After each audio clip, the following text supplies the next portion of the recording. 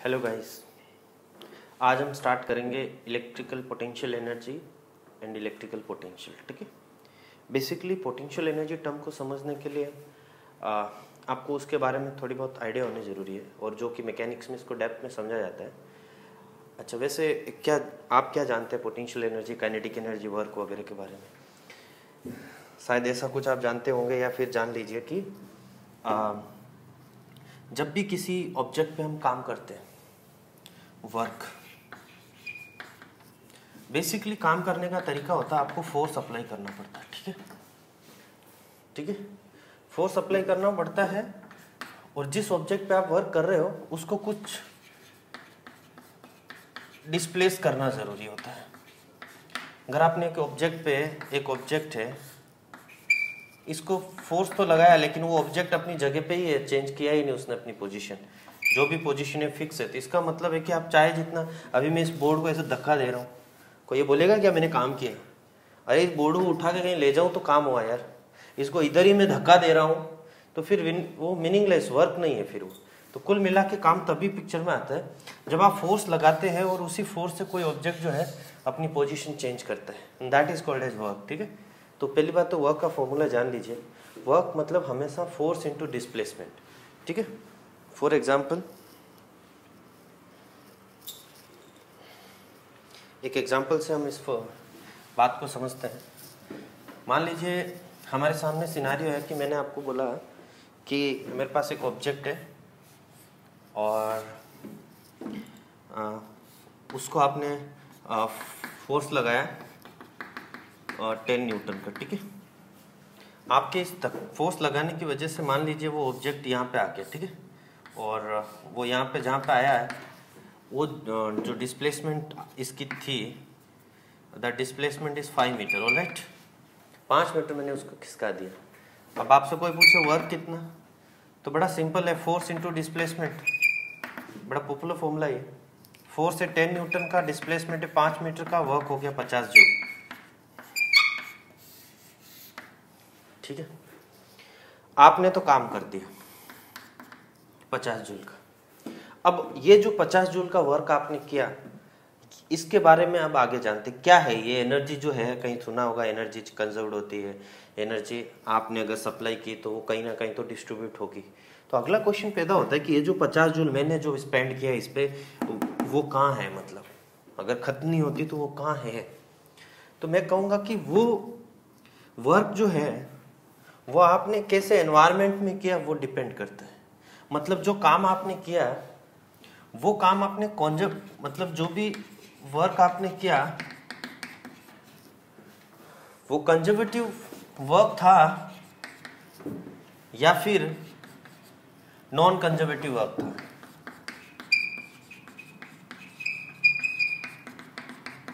Non conservative work था। Conservative field कह सकते हो, मतलब जो भी काम आप कर रहे हो वो कंजर्वेटिव फील्ड में कर रहे हो जगह, मतलब, या नॉन कंजर्वेटिव जगह में कर रहे हो। अब आप कहेंगे कि क्या टर्म है ये, तो नई टर्म लग रही है। बेसिकली आप जब भी काम करोगे तो किसी ओपोजिशन के अगेंस्ट ही तो काम करोगे। जरूरत क्यों पड़ी आपको धक्का देने की? जब कुछ ऑब्जेक्शन था तभी ना धक्का दिया। अब वो ऑब्जेक्शन जो था, वो जो जिस फील्ड के अगेंस्ट आपने काम किया है, जिस फील्ड में आपने काम किया, वो फील्ड कंजर्वेटिव फील्ड था कि नॉन कंजर्वेटिव फील्ड था, उस पर डिपेंड करेगा कि आपने जो काम किया, वो जो एनर्जी आपने सप्लाई की, वो कहीं पे जाके एनर्जी स्टोर हुई या बर्बाद हो गई। मेरी बात को आप समझ रहे हैं? अगर आपने कंजर्वेटिव फील्ड में काम किया तब तो आप समझ लीजिए कि जो 50 जूल आपने वर्क किया वो स्टोर्ड है, अभी भी वो उसके किसी फॉर्म में स्टोर हो गया है, उसको जरूरत पड़ने पर वापस यूज कर सकते हो। और अगर आपने नॉन कंजर्वेटिव फील्ड में काम किया तो आप समझ लीजिए कि जो 50 जूल आपने दिया है वो 50 जूल कंप्लीटली खत्म हो चुकी है। खत्म मतलब वेस्ट हो चुकी है, वो अब यूजफुल आपके लिए तो नहीं रही। आप चाहो कि वहां से वापस वो चीज रिट्रीव कर सकते हो, नॉट पॉसिबल। ठीक है सर, तो पहले बात तो सर सबसे बड़ा जो कंफ्यूजन इन दो वर्ड में ये वही क्लियर कर लेते हैं पहले तो, ठीक, what about conservative and what about non conservative. देखिए जब आप काम कर रहे थे तो जो ऑब्जेक्शन था यहाँ पे, जो ऑब्जेक्शन था जिसके अगेंस्ट आप फोर्स लगा रहे थे, वो ऑब्जेक्शन कैसा है, वो होता है कंजर्वेटिव और नॉन कंजर्वेटिव। मान लीजिए कि ये जो सिनारियो था इसमें आप धक्का इसलिए दे रहे थे क्योंकि सरफेस रफ थी, ऑब्जेक्ट में मास था, मास की वजह से mg लग रहा था, mg की वजह से नॉर्मल रिएक्शन आ रही थी, मतलब दोनों के बीच में एक पैकिंग थी, और आपने धक्का दिया तो उसके बीच में जो था वो एक फ्रिक्शन फोर्स एक्ट किया, और उस फ्रिक्शनल फोर्स की वैल्यू थी 10 न्यूटन, इसलिए आपको 10 न्यूटन से धक्का देना पड़ा। सिंपल सा टर्म समझ में आ रहा है कि वर्क डन अगेंस्ट फ्रिक्शन, ठीक है। सो जो फोर्स आप लगा रहे थे वो फ्रिक्शन के अगेंस्ट काम कर रहे थे, ठीक है। अच्छा, अब यहाँ पे मैं दूसरा सिनारियो लेता हूँ जिसकी सरफेस बिल्कुल स्मूथ है, मतलब उसके ऊपर आपको धक्का देने के लिए उस सरफेस की वजह से कोई ओपोजिशन आपको नहीं मिल रहा है, फिर भी आपको धक्का इसलिए देना पड़ रहा है उस मास ब्लॉक को बिकॉज वो जो मास ब्लॉक है वो स्प्रिंग से कनेक्टेड है। अब आप इसको, जाहिर सी बात है कि इसको धक्का देना पड़ेगा या जो भी है खींचना पड़ेगा, एक ही बात है। 10 न्यूटन से आपने खींचा, खींच के आपने यहां लेके आ गया इसको, ठीक है। अब यहां से जब यहां लाया आप, तो जो नेक्स्ट सिनारियो था ये इस तरह का कुछ सीन होगा ना, यही ना। अब आपने तो फोर्स मतलब काम करके इस ऑब्जेक्ट को यहां तक खिसका दिया, यहां पे काम क्यों कर रहे थे, क्योंकि स्प्रिंग को इलोंगेट कर रहे थे, स्प्रिंग खींच रही थी, है ना।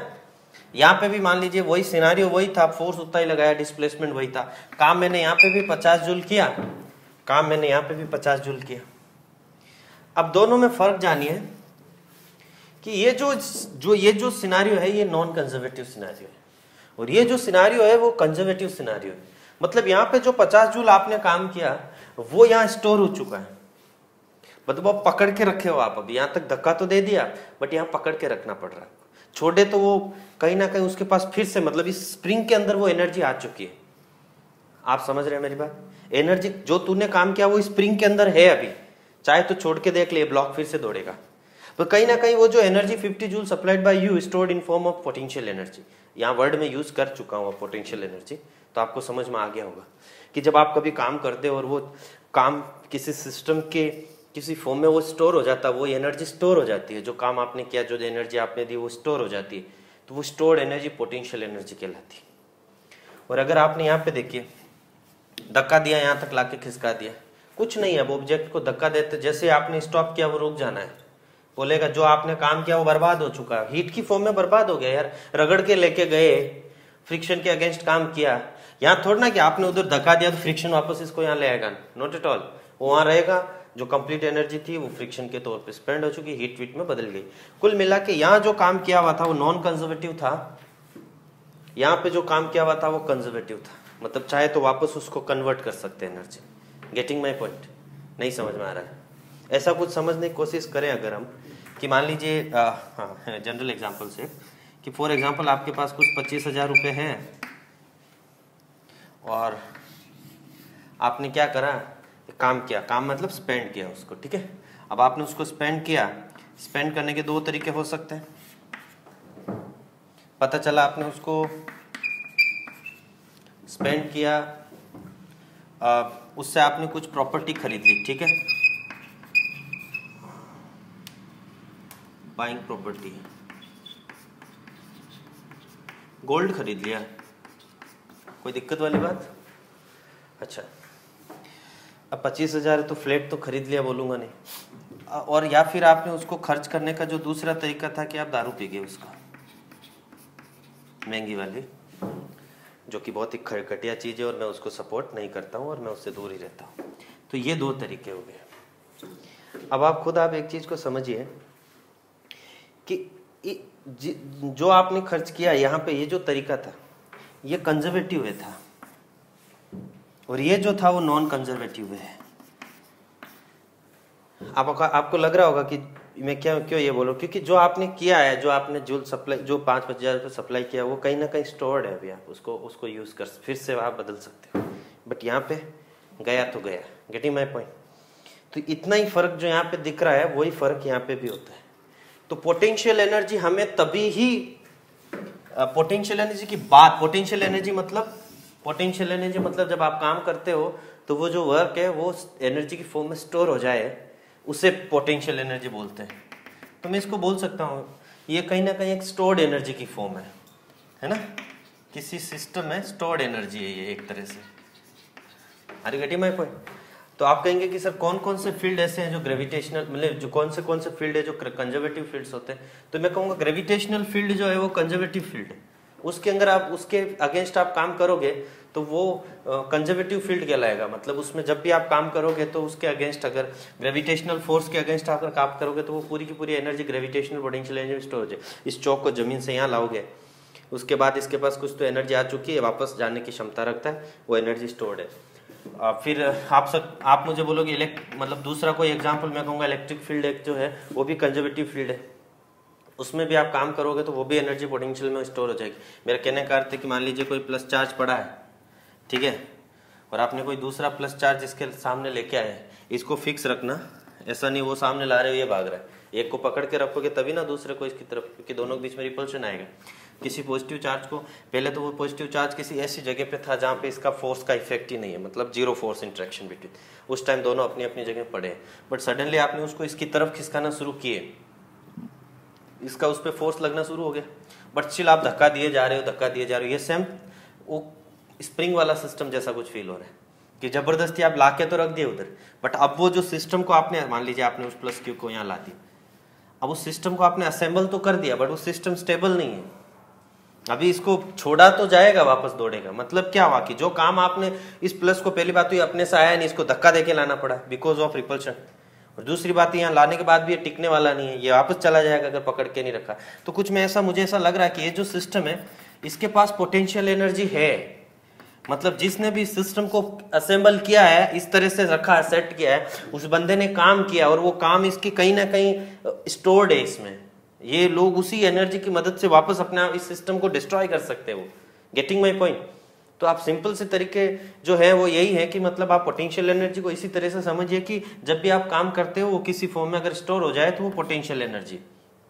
Are you getting my point? इसका मतलब साफ है कि जो इलेक्ट्रिक फील्ड जो यहाँ पे जैसे इस प्लस के अगेंस्ट, इस प्लस के एनवायरमेंट में जो इलेक्ट्रिकल फील्ड था, उस इलेक्ट्रिकल फील्ड में इसमें काम किया। क्योंकि जब भी काम करते वो डायरेक्ट फिजिकल फोर्स तो लगा नहीं रहा है, ये चार्ज इस पे जो भी फोर्स लगाया फिजिकल फोर्स लगाया क्या? Not at all. इसने जो फोर्स लगाया फील्ड फोर्स लगाया, मतलब इसका इफेक्ट था, उसका फील्ड था, उसमें इसने आया तो उस पर फोर्स लगा। That is the definition of electric field. तो इलेक्ट्रिक फील्ड तो कहने का मतलब है कि कंजर्वेटिव फील्ड में जब आप काम करते हो, कंजर्वेटिव फील्ड में आप काम करते हो, वो जो उस टाइम जो वर्क होता है वो एनर्जी मतलब पोटेंशियल एनर्जी उसमें मैं वो जो वर्ड है मेरा पिक्चर में आता है, उस टर्म का मतलब क्लियर होता है। ग्रेविटेशनल फील्ड, इलेक्ट्रिकल फील्ड, ये सब जो है ना ये कंजर्वेटिव फील्ड है। तो कुल मिला के जब हम इलेक्ट्रिकल की बात करेंगे अभी, तो जाहिर सी बात है कि मैं पोटेंशियल एनर्जी डेफिनेटली उसको लूंगा ही, पोटेंशियल एनर्जी पिक्चर में लूंगा। तो ये सब बातें आपने समझ लिए, तो हम अब अपने टॉपिक पे चलते हैं।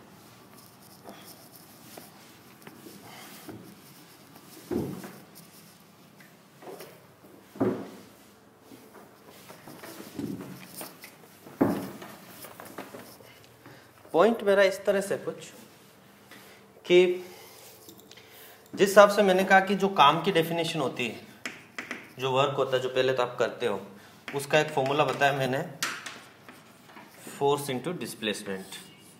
होप सो आपको समझा होगा। काम कितना कर रहे हो उसके डिपेंड करता है आपने फोर्स कितना लगाया और डिस्टेंस कितनी खिसकाई आपने, ठीक है। ये आपने काम किया। अगर कंजर्वेटिव फील्ड में काम किया तो वर्क जो है stored in form of potential energy, ठीक है। तो अगर आप मुझे बोलेंगे कि सर कोई प्लस चार्ज है और अगर इससे r डिस्टेंस पे मैंने कोई दूसरा चार्ज लाके रख दिया, this charge was fixed initially and मैंने इसको लाया यहाँ पे रखा। अब आप कहेंगे कि सर क्या इस सिस्टम के पास कोई पोटेंशियल एनर्जी है? तो आपका जवाब होगा बिल्कुल है सर। अब ये जब प्लस चार्ज को लाए होंगे तो काम तो किया ही होगा, और वो काम किया होगा तो अभी फिलहाल इसको जाहिर सी बात इसको पकड़ के रखा होगा, नहीं तो भाग जाएगा। मतलब इस सिस्टम में, इस सिस्टम को असेंबल करने के लिए इसके पास एनर्जी नाम की कोई चीज है, इसके पास पोटेंशियल एनर्जी है। ये जो सिस्टम जो है, ये जो मैंने असेंबल किया है, इस सिस्टम के पास पोटेंशियल एनर्जी है। कोई बोलेगा कितनी है, अगला सवाल फिर उसका वही आएगा, कितनी है। तो मैंने कहा इसको कहाँ से लाए होंगे, पहले ये कहाँ रहा होगा, तो कहेंगे बहुत दूर रहा होगा जहाँ पे इसका कोई लेने देने, इसका फील्ड इफेक्ट ही नहीं था। बहुत दूर मतलब इनफाइनाइट ले लो, इनफाइनाइट वैसे कोई एग्जिस्टेंस नहीं है, जब बहुत दूर होती है तो मैं उसको इनफाइनाइट सो बहुत दूर था जहाँ पे इसका इफेक्ट नहीं था, वो इनफाइनाइट। ठीक है, अच्छा इनफाइनाइट से मैंने इसको लाना शुरू किया, तो जैसे इनफाइनाइट से एक दायरे में आया होगा जहाँ पे इसका फोर्स का इफेक्ट आया होगा, वहां से मैंने इस पे एफर्ट करना शुरू किया था, और यहाँ तक मैं इस पे एफर्ट कर रहा था। तो एक तो उससे यहाँ तक जो जितनी डिस्प्लेसमेंट है वो इंटू वहां से यहाँ तक लाने में जो फोर्स मैंने लगाया वो मल्टीप्लाई कर लो, आपको पता चल जाएगा काम कितना किया, और जैसे ही काम आएगा वही पोटेंशियल एनर्जी हो गई। समझ में आ रहा है आपको? अच्छा, अब मैं आपको एक छोटी सी बात, जो मुझे यहाँ पे साइन को लेकर कंफ्यूजन हो सकता है आपको, तो मैं उसके लिए एक मैकेनिकल एग्जांपल से आपको समझाता हूँ। आप मुझे बताइए कि ये एक ऑब्जेक्ट है, ठीक है ना। मैंने कहा कि इस पे जो है मैक्सिमम जब आप धक्का देंगे तो जो मैक्सिमम फ्रिक्शनल फोर्स है वो लगेगा -5 I कैप। ठीक है, माइनस क्यों लगाया मैंने, बिकॉज नेगेटिव एक्स में है ना। अब मैंने कहा कि आपने इसको धक्का दिया और इसको यहाँ तक ला दिया, हालांकि वर्क नॉन कंजर्वेटिव है, बट फिर भी वर्क तो वर्क है ना। कितना किया मैंने पूछा आपको, कितना काम किया आपने, तो आप कहोगे कि सर डिस्प्लेसमेंट बता दो पहले। तो मैंने कहा वो 5 मीटर है। ठीक है, बहुत खुशी की बात है, 5 मीटर किसका है इसको। तो मैंने कहा वर्क बताओ, तो आप कहोगे यार आपने धक्का कितने फोर्स से दिया वो तो बताया ही नहीं। तो मैंने कहा यार वो यहाँ से आइडिया लो ना, कितने से दिया मैंने धक्का, जितना ऑब्जेक्शन है उतने से धक्का दूंगा ना मैं। तो आपने कहा अच्छा, तो मतलब ये जो फोर्स है उसी को हम इस्तेमाल कर सकते हैं हमारे फोर्स के तौर पे। तो मैंने कहा हाँ बिल्कुल यूज कर सकते। तो आपने कहा कि ठीक है सर, F × D कर दिया। समझ में नहीं आ रहा लगता है? श्योर, ठीक है। कहीं ना कहीं अगर एक डिस्प्लेसमेंट को वेक्टर फॉर्म में देखें तो वो 5 I कैप है। गेटिंग माय पॉइंट, है ना। अच्छा ठीक है, तो और दोनों के बीच में जो है ना डॉट प्रोडक्ट होता है। ठीक है, अगर आप मुझे पूछेंगे कि वर्क जो है वो तो स्केलर है, बट जो फोर्स है वो तो डायरेक्शनल है ना सर, तो आप ऐसे कैसे सिर्फ F लिख सकते हो। तो मैं कहूँगा ठीक है, तो नाराज हो गया तो मेरा वेक्टर लगा देता हूँ। ठीक है, जो डिस्प्लेसमेंट भी तो वेक्टर है, सो दो वेक्टर का रिजल्ट स्केलर तो तभी आता है जब उनके बीच में डॉट प्रोडक्ट होता है। तो मैंने मतलब जो लगाया मैंने फोर्स वो डिस्प्लेसमेंट के साथ डॉट प्रोडक्ट कर दिया। तो जैसे आपने इसको काम किया तो वहां से फोर्स की वैल्यू आई थी 5 I cap dot 5 I cap, समझा। तो रिजल्ट आ रहा है -25 और I डॉट I 1 हो जाता है। अगर आपको मालूम हो तो I डॉट I जो होता है वो 1 होता है। तो 25 जूल आया, लेकिन रिजल्ट माइनस में आ गया क्योंकि आपने गलती ये की कि आपने फोर्स जो लिया ना वो फ्रिक्शनल फोर्स खुद ही ले लिया। मैंने कहा कि फोर्स तेरा ले, तू क्या लगा रहा है वो ले, वो क्या लगा रहा वो मत ले। तो तूने कहा सर मैं और वो तो सेम ही लगा रहे हैं। मैंने कहा यही तो गलती कर रहे हो आप, सेम मैग्नीट्यूड वाइज लगा रहे हो, सेम लगा रहे हो वो मैग्नीट्यूड वाइज, डायरेक्शन तो उल्टी है ना तुम्हारी। नहीं समझ में आ रहा आपको? तो अगर आप डायरेक्शन उल्टी लगा रहे हो तो आप एक काम करो ना, अगर सामने वाले की हेल्प ले रहे हो तो पहले आप मेंशन करो कि मैं मैग्नीट्यूड सामने वाले का यूज करना चाहता हूं बट फोर्स मेरा अपना है। तो कम से कम सामने वाले की डायरेक्शन को तो चेंज करो। नहीं समझ में आ रहा यार? श्योर ना, आप समझे आप गलती कहां की? आपने फ्रिक्शनल फोर्स तो लिख दिया, उसके साथ माइनस लगा दोगे तो सही हो आप। फिर उस परिस्थिति में आप क्या करोगे, एक माइनस और लग गया, फिर तो उसकी वैल्यू को जैसे ही माइनस लगाया मतलब आपने अपनी डायरेक्शन में ला दी चीजों को, वैल्यू उसकी और काम आपका, ये बात आएगी। तो फिर प्लस का, तो वर्क आपने इतना किया। Getting my point? तो कुल मिला के जब आप कोई काम कर रहे होते हो और उस काम में जो फोर्स आप यूज कर रहे होते हो और वो फोर्स जो होता है उसकी वैल्यू जानने के लिए आप सामने वाले का जो अगेंस्ट आपके जो जिसके विरुद्ध आप काम कर रहे हो उसकी मदद ले रहे हो, तो प्लीज आप एक माइनस जरूर लगा देना ताकि आपका हो जाए। फिर वो काम मैग्नीट्यूड उतना ही उसका फोर्स यूज करे हो तो आप माइनस में यूज करो। तो ये फंडा समझा होगा है। तो अब हम जो है इसी फंडे को इस्तेमाल करके हम अच्छा, जिसको नहीं समझ में आ रहा है वो डिलीट कर लेना इसको पूरे को अपने से, क्योंकि कंफ्यूज ना हो फिर वो, है ना। जिसको ज्यादा मतलब चीजें कॉन्सेप्चुअली चाहिए होती है उनके लिए ये सब, है ना। हाँ, तो अभी अच्छा 80% तो बोल रहे हैं सर डिलीट कर लेंगे। ठीक है, चलिए जी, मैंने कहा मेरा काम करना है, मेरे को एक फोर्स एक चार्ज के इन्फ्लुएंस में दूसरे को लाके रखना है ना। चलिए अब हम क्या करते हैं, इस सिस्टम को असेंबल करने के लिए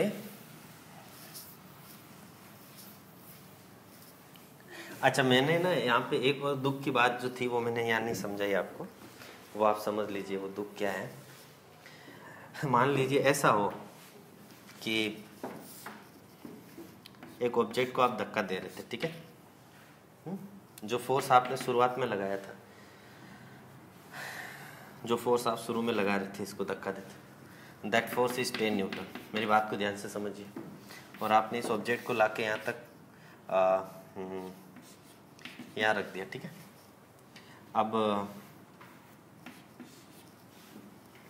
पता चला कि ये जो डिस्टेंस खिसकाई थी आपने वो 5 मीटर खिसकाई थी, ठीक है ना। फोर्स लगा रहे थे 10 न्यूटन, डिस्प्लेसमेंट जो आया वो 5 मीटर का, ठीक है। मैंने कहा कि यहाँ से वहाँ तक लाने में काम कितना, तो 50 जूल, सिंपल सा आंसर। बट मैंने कहा कि जब धक्का देना शुरू किया तो बंदा जब कोई काम शुरू करता है तो काफ़ी जोश में करता है। आपने भी इलेक्ट्रोस्टैटिक पढ़ना शुरू किया होगा, पहला लेक्चर तो बड़े जोश में शुरू किया होगा, फिर धीरे धीरे तो इसकी हालत भी वैसी। धक्का देना शुरू किया था तो 10 न्यूटन से ला रहा था, जैसे जैसे वो आगे खिसका रहा था वैसे वैसे उसका एफर्ट घट रहा था। पता चला वो यहाँ पे जब आखिरी जो थोड़ी सी जो डिस्टेंस 5वां मीटर कंप्लीट करने जा रहा था, तब उस टाइम उसका जो फोर्स मैंने नोटिस किया, दैट फोर्स वाज 2 न्यूटन। लो जी, प्रॉब्लम हो गया। फिर तो हमें वर्क निकालने के लिए दिक्कत आ गई, फोर्स इंटू डिस्प्लेसमेंट करना है। और अब फोर्स 10 न्यूटन से 2 न्यूटन तक, मतलब इस 5 मीटर की जर्नी में कंटिन्यूसली फोर्स वाज चेंज्ड। तो प्रॉब्लम है, तो फोर्स लेगा कौन सा फिर? 5 मीटर की जर्नी में फोर्स तो वो लेना है ना जो इस 5 मीटर के दरमियान लगा। और आप कहोगे कि सर वो तो फिक्स है ही नहीं, अब 10 लें कि 2 लें कि क्या लें, कुछ कंफ्यूजन आ गया। समझ में आ रहा मेरा दर्द समझ में आ रहा है कि आपको, कि यहाँ पे जब फोर्स लगाना शुरू किया और यहाँ तक जो कंप्लीट जर्नी थी वो फोर्स रखना है। अब जर्नी के दरमियान जो फोर्स लग रहा है वो तो चेंज हो रहा है। अब इस परिस्थिति को कैसे, मतलब इसको कैसे प्रॉब्लम को सॉल्व करना है वो ध्यान दें। ऐसी परिस्थिति में आप क्या करें, ऐसी सिचुएशन में आपको जो है ना वर्क के लिए जो फोर्स इंटू डिस्प्लेसमेंट है, ये फॉर्मूला पहले भूल जाइए, ठीक है। अब बात आती है कि फिर क्या करें। मैं कहूँगा आपको कि ये जो सरफेस है ना, पहली बात तो ये मास ऑब्जेक्ट है, वो एक पॉइंट के तौर पे दिखाता हूँ। यहाँ से मैंने जब जर्नी शुरू की तब मैं इसको 10 न्यूटन से धक्का दिया, है ना। अब हुआ ऐसा कि मैंने इसको बहुत थोड़ी सी डिस्टेंस तक तो मैंने इसको 10 से धक्का दिया था। कितनी सी? dx। dx दुनिया का वो छोटा से छोटा डिस्टेंस है जो आप जितना छोटा आप सोच सकते हैं उससे भी छोटा है ये dx। अब आप कितना छोटा सोच सकते हो तो आपको पता ही है, तो फिर सोचो dx कितना छोटा है। मैंने इस 10 न्यूटन से dx डिस्टेंस आप सिर्फ खिसकाइए, बिकॉज उस dx डिस्टेंस खिसकाने के बाद ये 10 न्यूटन नहीं रहेगा, कम हो जाना है। तो आप क्या करिए, पहले जो 10 न्यूटन था उससे सिर्फ dx डिस्टेंस ही खिसकाओ, पूरा 5 मीटर मत खिसकाओ। और उससे वो जो छोटा सा काम किया उसको आप पहले नोटिस कर लो, है ना। हुआ ये कि यहाँ तक पॉइंट आने के बाद चेंज हो गया फोर्स, मतलब 10 न्यूटन से खिसकाया, अगले पल चेंज हो गया। अगले पल में आप dx खिसक चुके थे, अगले पल जब चेंज हुआ force, that force was 9.9 Newton, 99 ले लो। अगले dx डिस्टेंस के लिए फोर्स कितना एज्यूम कर लो, 9.9 into dx। Getting my point? तो वो अगला dw। तो आप यहां से लगाकर वहां तक, जिस लास्ट पॉइंट तक सिर्फ dx डिस्टेंस डिस्प्लेस करिए, देन जो चेंज फोर्स है उसको अप्लाई करिए। मतलब 10 से 2 हो रहा था तो जो भी dx डिस्टेंस तक वो फिक्स था उतना खिसकाओ, फिर चेंज कर लो उसको, नया फोर्स क्या लग रहा है उसके हिसाब से dx खिसकाओ, फिर नए के हिसाब से, ऐसे करके जितनी भी लाखों कट पीस आप करो उसमें से फिर उन सबको आप जोड़ लो, उससे आप फोर्स निकाल सकते हो। आप मेरी बात समझ रहे हो? वर्क निकाल सकते हो। आप मेरी बात समझ रहे हो? कहने का मतलब फिर ऐसी सिचुएशन में जहां पे फोर्स वेरी हो रहा है थ्रू आउट द डिस्टेंस, फिर वहां पे आप उस कांस्टेंट तो कुछ ले ही नहीं सकते हो, तो फिर थोड़े थोड़े स्लाइसेस में उसको जो है मतलब छोटा छोटा फोर्स में कट कर लो, क्योंकि 10 के बाद अगला 9.99, अगला 9.98, अगला 9.97, dx खिसका के और उतना, तो उस हिसाब से सम अप करोगे, यू विल गेट वर्क। इसको बोलते हैं इंटीग्रेशन मेथड। है ना, करेक्ट, वेरी गुड। तो यही काम आपको करना है जब वेरिएबल फोर्स हो। तो वेरिएबल फोर्स का फॉर्मूला ये हो गया कि when force is varying with displacement distance, then in that situation आप वो जो वेरिएबल फोर्स है वो डॉट dx छोटा डिस्टेंस तक करो, इसको बोलते हैं dw, this is called as dw। फिर उसको पूरे वर्क को निकालना है, तो जितने आपने dw लाए उसको सम अप कर लो। कैसा लगा? dx की टर्म में तो x कहाँ से लगाकर कहाँ तक, यहाँ पे तो मैंने 0 से लगाकर 5 तक कर रहा हूँ, यही ना, जिंदा है। तो ये जो है ये तरीका फिर आपको वेरिएबल फोर्स के दरमियान अप्लाई करना होता है। आ जाते हैं अपने पॉइंट पे वापस। ठीक है, ये दिक्कत आपको आ सकती है इसलिए मैंने बताया आपको। चलो जी, जिंदा हो सब।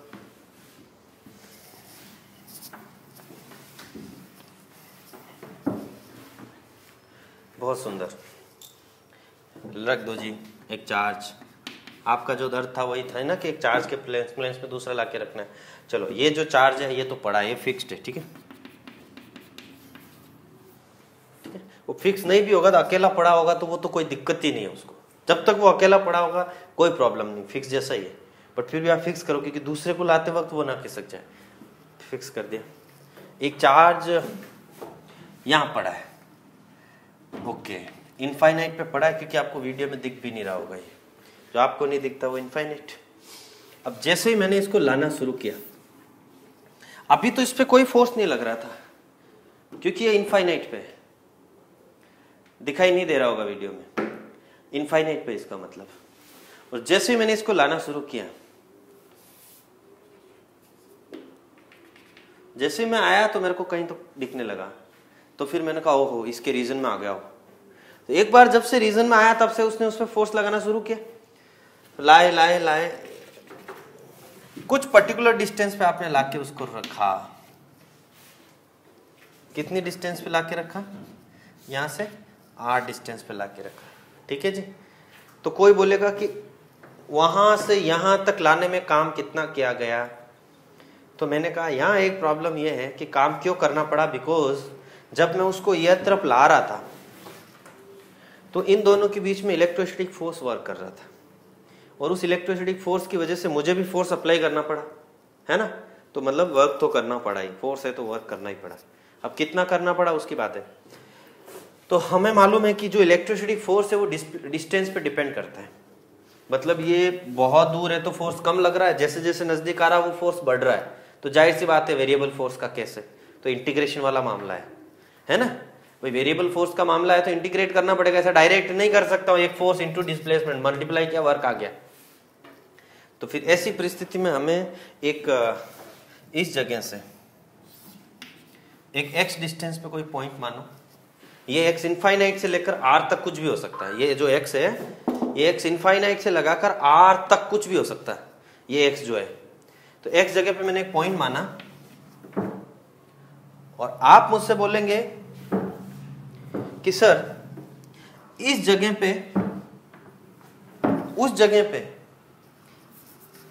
जब ये प्लस क्यू था तो उस प्लस क्यू पे ये चार्ज कितना फोर्स लगा रहा था। मैंने कहा जो फोर्स लगा रहा था that force is equal to के Q1 Q2 by are square होता है ना फॉर्मूला इलेक्ट्रोस्टैटिक फोर्स का, तो वही होता है के Q1 Q2 by are square. मैंने कहा कि ये अमाउंट ऑफ फोर्स इस चार्ज ने उस पर एक्सर्ट किया वो पर्टिकुलर पोजीशन पे, ठीक है, जिंदा हो। अच्छा उस जगह जब था वो तो आपने इसको इधर खिसकाया होगा dx डिस्टेंस से, तो आपने जो छोटा सा काम किया होगा वो कितना किया होगा, minus of F dx। Minus लगाना जरूरी क्यों समझ रहे हो आप, समझ में आया? क्योंकि जो आप ले रहे हो वो ऑपोजिशन वाला फोर्स ले रहे हो, सो माइनस एफ dx। जिंदा हो, इतना सा उतनी डिस्टेंस के लिए काम किया आपने, है ना। तो आप कहोगे कि जो कंप्लीट वर्क होगा that is integration of minus F dot dx। But ये काम कहां से कहां तक कर रहे थे आप ये जो इंटीग्रेशन है उस इंटीग्रेशन को कहां से शुरू किए। शुरुआत में सबसे पहले x को, सबसे पहला x आपने कहां लिया था, इनफाइनाइट पे लिया था, और सबसे आखिरी x जो था कहां तक आपने लिया, r तक। आप मेरी पूरी जो बात को समझ पा रहे हैं? मैंने कहा कि जो भी आप छोटा dw ले रहे हो उसको इंटीग्रेट करो, मतलब वैसे वैसे कहां से कहां तक सैंपल कट के, इनफाइनाइट से r तक, है ना। अब ये कहानी समझ में आई होगी। तो इसी को मैं यहाँ हेल्प लेके यहाँ पे मैं वर्क निकालने की कोशिश कर रहा हूँ। माइनस के Q Q by x square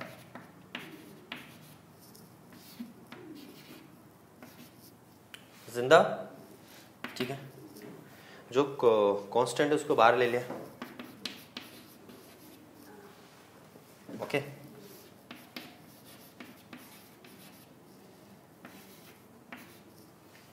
ठीक है, वेरी गुड। x जो है 1/x² dx, क्या इसको इंटीग्रेट करोगे तो -1/x आता है। -1/x कैसे आता है, याद करो वो लम्हे, वो पल जो हमने इंटीग्रेशन के दरमियान बिताए थे, वो थे ऐसे कुछ, है बच्चा, समझ में आ रहा है क्या? ऐसे कुछ थे ना, ठीक है। क्या यहाँ पे x की पावर -2 लग रहा है, x की पावर -2 dx। तो अगर मैं x की पावर -2 dx का इंटीग्रेशन करूँ तो -2 + 1/-2 + 1 कैसा लगा? अच्छा, x की पावर -1 हो गया ऊपर, तो x की पावर -1 को तो मैं बिंदास 1/x कह सकता हूँ। और ये जो -1 नीचे डेवलप हो रहा है, ये माइनस यहाँ पे रिटेंड है, तो -1/x इसका रिजल्ट आया। जिंदा है ना, तो ठीक है।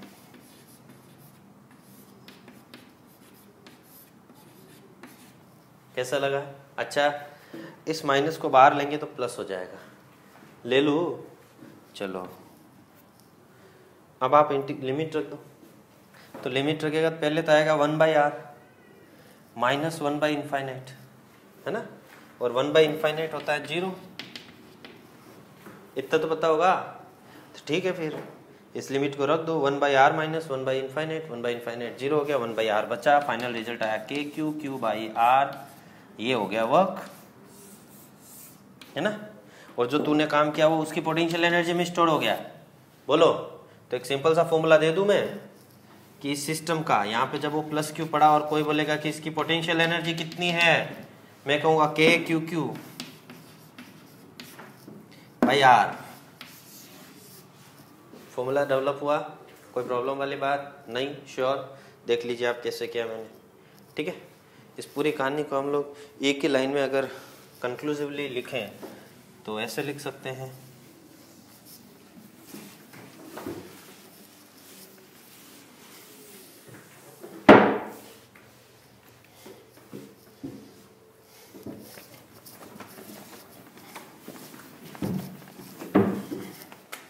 ऐसे कि अगर कोई चार्ज Q1 पड़ा है और उसके r डिस्टेंस पे कोई चार्ज Q2 पड़ा है, ठीक है।